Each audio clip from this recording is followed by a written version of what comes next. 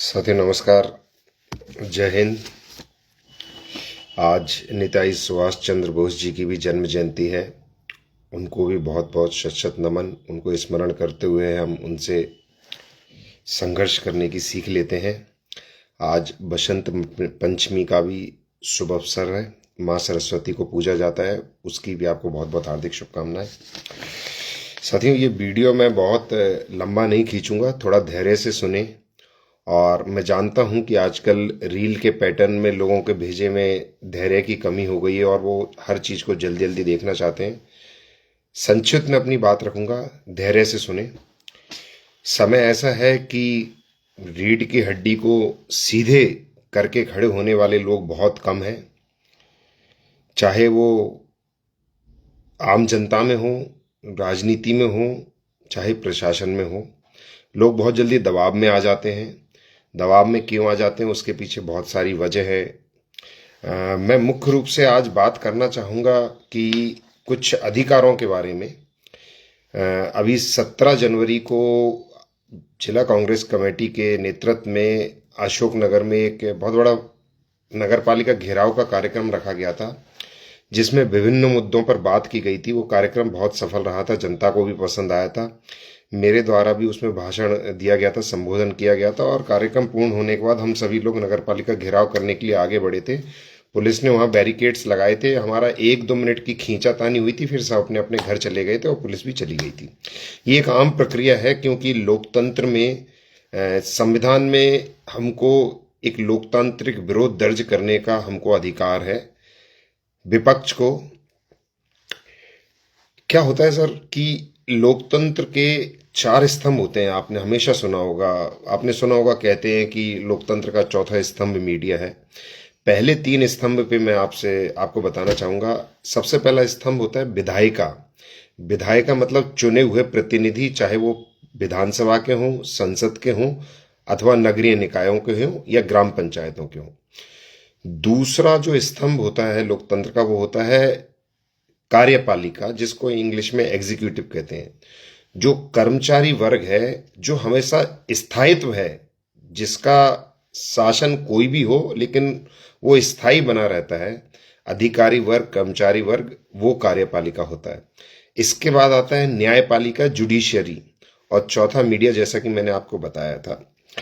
अब जो सत्ता की पार्टी होती है, जो विधायिका के माध्यम से चुन के जाती है, उन पे ट्रांसफर का जिम्मेदारी होती है, अधिकारियों की नियुक्ति के पावर्स होते हैं।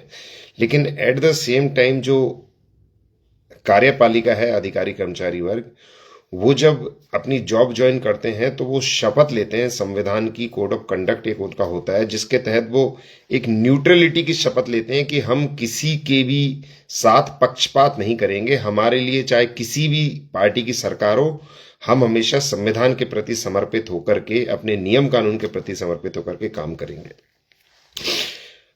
17 तारीख को करीब करीब 1 हफ्ता हो गया है उस विरोध प्रदर्शन को। शनिवार के दिन हुआ था, शुक्रवार है। आज अचानक से मुझे सुबह सुबह फोन आया नगर पालिका से एक कर्मचारी का कि नगर पालिका अध्यक्ष द्वारा कर्मचारियों को उनके केबिन में बुलाया गया है और आपके खिलाफ एक आवेदन दिया जा रहा है पुलिस को, जिसमें आप पे एफआईआर की मांग की जा रही है। तो पहले तो मैं उससे थोड़ा सा 17 जनवरी के विरोध प्रदर्शन के उसमें ये जो आवेदन दिया गया है, ये इसमें उल्टा दिखाई देगा। इसके बारे में पढ़ देता हूँ क्या लिखा हुआ है। ये मध्य प्रदेश नगर निगम नगर पालिका कर्मचारी संघ के लेटर पैड पे दिया गया है, जिसके जिलाध्यक्ष श्री रामेश्वर शर्मा जी हैं और शाखा अध्यक्ष नारायण बालू जी हैं और प्रदेश के कोई हैं। तो इन्होंने विषय में लिखा है कि श्री रितेश जैन पार्षद के विरुद्ध एफआईआर करने के आदेश प्रसारित करने बाबत मेरे खिलाफ एफआईआर करवाने का उन्होंने प्रयास किया। अब थोड़ा सा ध्यान से सुनना। आदरणीय महोदय, उपरोक्त विषय में संघ श्रीमान जी से विनम्र निवेदन करता है कि दिनांक 17 जनवरी को पूरे प्रदेश में इंदौर, किंतु नगरपालिका परिषद अशोकनगर के गेट पर दिया गया धरना प्रदर्शन के दौरान श्री रितेश जैन पार्षद जी द्वारा व्यक्तिगत रूप से हमारे सीएमओ साहब के विरुद्ध सार्वजनिक रूप से, व्यक्तिगत रूप से भी और सार्वजनिक रूप से भी अमर्यादित शब्दों का प्रयोग किया गया एवं सरेआम उनका नाम लेकर अपशब्द बोले गए, जिससे सीएमओ साहब एवं अन्य कर्मचारी साथियों के मान सम्मान को ठेस पहुंचाई गई। साथ ही इनके द्वारा कार्यालय के अंदर घुसने एवं शासकीय संपत्ति को नुकसान पहुंचाना चाहते थे। एक तो व्यक्तिगत रूप का शब्द उपयोग किया, एक सार्वजनिक रूप का शब्द उपयोग किया। वो जो सभा थी वो सार्वजनिक थी, व्यक्तिगत नहीं थी। पॉइंट नंबर 1, इसमें लिखा गया कि अमर्यादित शब्दों का प्रयोग किया गया। मेरे द्वारा वहां पर भाषण में 2 शब्दों का उपयोग किया गया था मुख्य रूप से, एक पिट्ठू सीएमओ और एक नालायक। पिट्ठू सीएमओ इसलिए उपयोग किया गया था क्योंकि वो उनके विवेक के अनुसार मुझे नहीं लगता कोई काम करते हैं। भारतीय जनता पार्टी के जो प्रतिनिधि हैं, नगर पालिका अध्यक्ष और पार्षद, उनके हिसाब से उनके इशारों पे काम करते हैं। ये मेरे को कई बार देखने में आया और मैं भी प्रत्यक्ष रूप से आपको बता भी दूंगा, इसलिए पिट्ठू शब्द उपयोग किया। अब नालायक शब्द भी मैंने उपयोग किया था। नालायक शब्द इसलिए उपयोग किया था क्योंकि शहर की तमाम अव्यवस्थाओं के बावजूद कहीं कोई सुधार नजर नहीं आ रहा है, इसलिए नालायक शब्द उपयोग किया था। अब इसमें है कि उनका नाम लेकर अपशब्द बोले गए। मेरा भाषण करीब करीब 15-17 मिनट का था और मैंने करीब 8-10 मिनट का भाषण, 10 मिनट का भाषण फेसबुक और उस पर डाला हुआ है। पूरे भाषण के दौरान मैंने एक भी बार ना ही सीएमओ का नाम लिया और ना ही नगर पालिका अध्यक्ष का नाम लिया, क्योंकि मैं चाहता हूं कि जो विरोध है वो पद का हो, किसी नाम विशेष का ना हो। ये मैं हमेशा अपनी किसी भी भाषण में, पोस्ट में एक मर्यादा मेंटेन करने का प्रयास करता हूं। तो ये दोनों बातें गलत हो गई। अब उसके बाद इन्होंने बोला है कि इनके द्वारा कार्यालय के अंदर घुसने का प्रयास किया गया और शासकीय संपत्ति को नुकसान पहुंचाना का प्रयास किया गया। साथियों, एक सार्वजनिक मंच था, नगर पालिका घेराव था, पूर्व सूचना प्रशासन को दी गई थी, अच्छी तादाद में पुलिस प्रशासन उपस्थित था। तो कहीं से कहीं तक ये मुद्दा तो बनता ही नहीं है। और जबकि एक ये विरोध होता है, नगर पालिका घेराव होता है, धरना प्रदर्शन होता है, नारेबाजी होती है, ये विपक्ष के हथियार हैं, ये जनता के हथियार हैं सत्ता में बैठे हुए लोगों के खिलाफ विरोध प्रदर्शन करने थे। क्योंकि हमने देखा है कि सत्ता जब लंबे समय तक चल जाती है तो चुने हुए प्रतिनिधि अपने आप को शहंशाह, तानाशाह समझने लगते हैं। और अगर ये अधिकार भी जनता के पास, विपक्ष के पास नहीं होंगे तो हम अपने संविधान को निष्पक्ष और न्याय संगत कैसे बना पाएंगे, ताकि ये भ्रष्टाचारी, अनियमितताएं, तमाम चीजों पर रोक लगा सके। इसके बाद बताया गया कि इनको बड़ी मुश्किल से पुलिस बल द्वारा रोका गया और शासकीय संपत्ति की रक्षा की गई। मतलब मैं जैसे कोई डाकू डकैत हूं और मतलब शासकीय संपत्ति तोड़ने आया हुआ हूं। और इनके साथ, इन्होंने कर्मचारियों के साथ पहले भी अभद्र व्यवहार किया है। और जबकि नगर पालिका के प्रत्येक कर्मचारी द्वारा शासकीय कार्य को पूरी निष्ठा एवं ईमानदारी से अपना कर्तव्य निभाते हैं। साथियों, पिछले मेरे पार्षदी के दौरान मुझे नहीं लगता कि मैंने कभी नगर पालिका कर्मचारी से किसी अपशब्द में या तेज तेवर में भी बात की होगी। कभी डांटा होगा तो अपने अधिकार के तहत डांटा होगा, और डांटता भी हूं तो उनका सम्मान भी करता हूं और सहयोग भी करता हूं हमेशा समय आने पर। ऐसी स्थिति में श्री रितेश जैन पार्षद जी का मनोबल बढ़ेगा और भविष्य में भी हमारे कर्मचारी साथियों के साथ ऐसा ही व्यवहार करेंगे, जिससे हम लोगों को शासकीय कार्य करने में परेशानी उत्पन्न होगी। ऐसी स्थिति में इनके विरुद्ध एफआईआर होना अनिवार्य है। दूसरा पेज। कर्मचारी संघ श्रीमान जी से अनुरोध करता है कि श्री रितेश जैन पार्षद जी के विरुद्ध एफआईआर दर्ज कर इनके विरुद्ध सख्त से सख्त कार्रवाई करने का कष्ट करें, ताकि कर्मचारीगण अपना कार्य बेखौफ निर्भीक होकर अपना कार्य संपादित कर सकें। अतः श्रीमान जी से अनुरोध है कि रितेश जैन पार्षद के विरुद्ध 7 दिवस में अगर एफआईआर नहीं होती है तो सभी कर्मचारी कामबंद हड़ताल हेतु बाध्य होना पड़ेगा। तो साथियों, इस प्रकार से आवेदन बनाया गया और मुझे हंसी आ रही है इस आवेदन बनाने वाले पे, और मुझे साथ में तरस भी आ रहा है कि इस कर्मचारी संघ के जो जिला अध्यक्ष, शाखा अध्यक्ष हैं, कि काश कि इनकी रीढ़ की हड्डी सही होती और काश ये सही काम एकदम करते, तो इनको आज सीएमओ के दबाव के आगे, नगर पालिका अध्यक्ष के दबाव के आगे झुक करके मेरे खिलाफ ये फर्जी आवेदन नहीं देना पड़ता। मैंने पुलिस प्रशासन में भी अपनी बात रख दी है और मैंने उनसे बिल्कुल बोला है, अगर आपको ऐसा लगता है कि उसमें कहीं कुछ गलत हो आप बिल्कुल एफआईआर करें, लेकिन किसी भी प्रकार से राजनीतिक द्वेष भाव से या प्रभाव में एफआईआर ना करें, क्योंकि पूर्व में भी मुझ पे तमाम झूठी एफआईआर हुई हैं जिसमें आप सभी लोगों ने मेरा सहयोग किया। मैं पुनः उसके लिए आभार व्यक्त करता हूं। ऐसा ना हो कि अब मैं फिर अगर एफआईआर होती है तो फिर मुझे भूख हड़ताल जैसे जो गांधीवादी तरीके थे उनको अपनाना पड़ेगा और उसमें फिर उसके लिए पूरा प्रशासन जिम्मेदार होगा भविष्य में।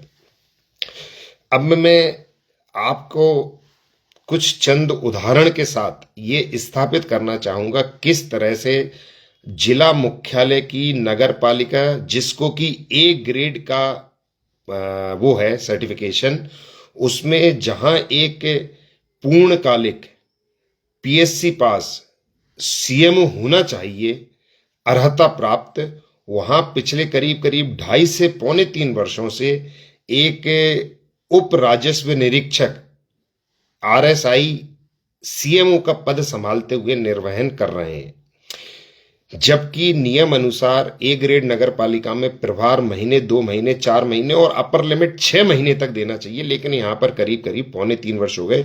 तो सबसे पहले तो ये नियम विरुद्ध है। चलिए माना कि सीएमओ जो हैं वो काबिल हैं और ऐसा विपरीत परिस्थितियों में चलता है, शासन प्रशासन की मजबूरी होती है, उनके पास कर्मचारी अधिकारी नहीं है, तो मजबूरी में उन्होंने उन्हीं को बनाए रखा हुआ है। तो जब ऐसे सीएमओ होते हैं प्रभारी, तो वो क्या क्या गलतियां करते हैं और जनता किस किस प्रकार से भुगतती है, ये मैं यहाँ पर उदाहरण समेत आपको बता रहा हूँ। सबसे पहला जो रिस्क होता है वर्तमान में, जो एक ही पार्टी जब सत्ता में रहती है तो पक्षपात का सबसे बड़ा रिस्क होता है। मैं वर्तमान सीएमओ द्वारा, प्रभारी सीएमओ द्वारा पक्षपात के आपके समक्ष 4 उदाहरण रख देता हूं, 5 उदाहरण रख देता हूं। सबसे पहले वार्ड 18 की जो गर्ल्स स्कूल के पास वाली गली है, शहर में चारों तरफ रोडों का जाल बिछाने की बात करके वाहवाही लूटने का प्रयास किया जा रहा है, लेकिन शहर के बीचों बीच मध्य में स्थित वार्ड 18 के गर्ल्स स्कूल के बाजू वाली रोड में इतने खड्डे हो गए हैं पेवर्स में, जो कि तुरंत डलना चाहिए, उसको आगे आगे टालते दिया जा रहा है। मैं 1 वर्ष से इनसे निवेदन कर रहा हूं और आपके समक्ष पिछली फरवरी का आवेदन भी दिखा दूंगा जहां मैंने इनसे निवेदन किया था। वहां लोगों की कमर टूट जाती है उन पेवर्स की गुल्ल में से निकलते निकलते, और मुझे बहुत दुख होता है और मुझे अपने आप में शर्मिंदगी होती है। उसके स्टेटस बताता हूं, कोई स्पष्टीकरण दे उससे पहले। 15 जुलाई को उसका टेंडर निकला था, 28 अगस्त को उसका टेंडर पास हुआ।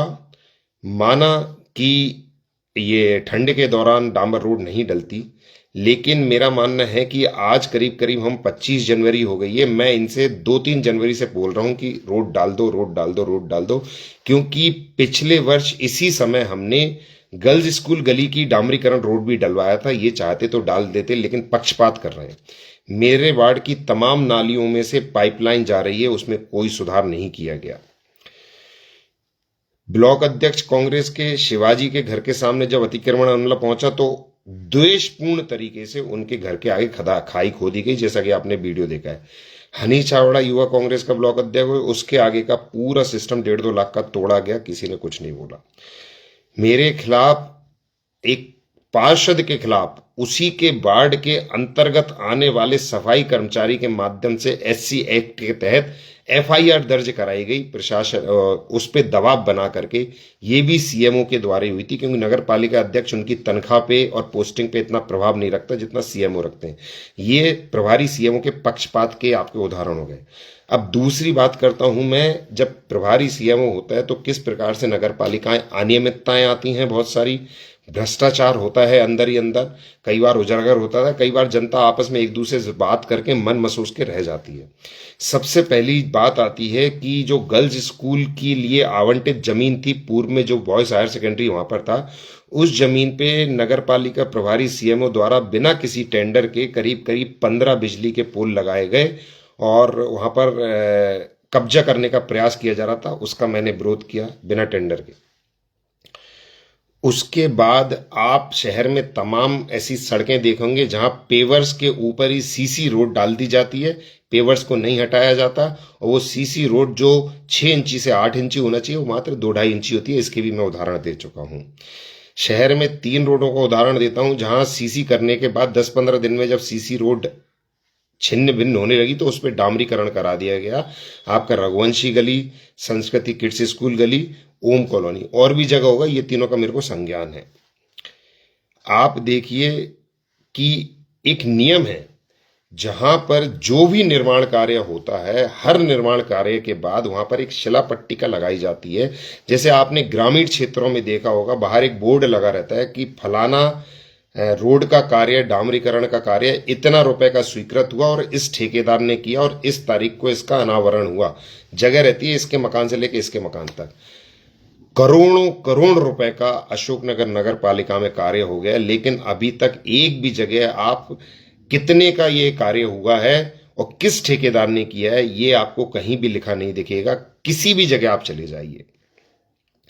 अतिक्रमण का मैंने आपको बता ही दिया कि अतिक्रमण की कार्यवाही जो होती है वो जनता की सुविधा के लिए होती है, जनता को परेशानी क्रिएट करने के नहीं होती।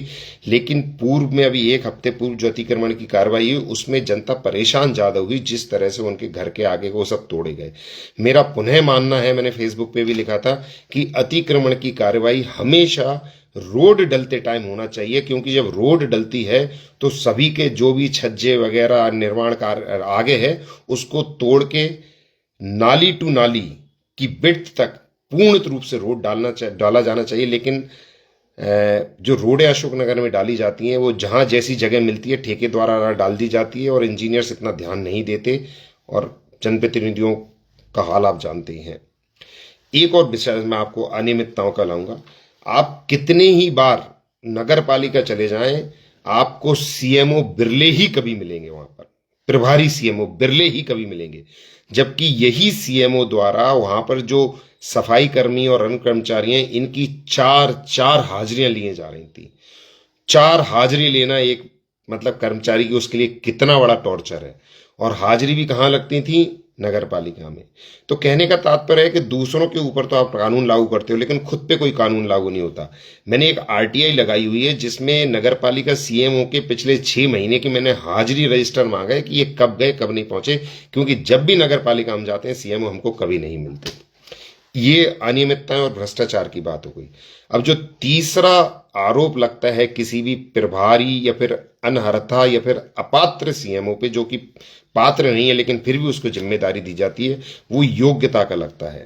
क्योंकि एक काबिल अधिकारी जो होता है, जैसे अभी हाल ही में हमारे जिलाधीश जो है उनका स्थानांतरण हुआ 2 दिन पहले, उनकी काबिलियत का पूरा शहर कायल था और उनके कार्यशैली का भी पूरा शहर कायल था।